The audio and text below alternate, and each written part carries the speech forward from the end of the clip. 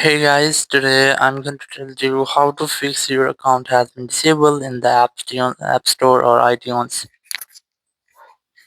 If you are using any iPhone or iPad and you are having the issue that your account has been disabled in App Store or iTunes, let's see how can you fix that. So this is the only way you have to support or contact with Apple support team. So very first you have to double check your network connection that you have a strong and stable network connection. Then go for settings here, go for general, go for VPN and device management, and you have to disconnect with your VPN if you are connected. Then go to your Apple Support app, or you can use Apple Support web.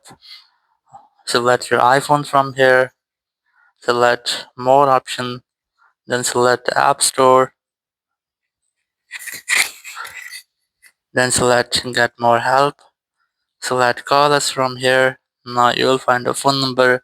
Whenever you want to talk, you have to simply dial this phone number. You will be connected with Apple Support team member.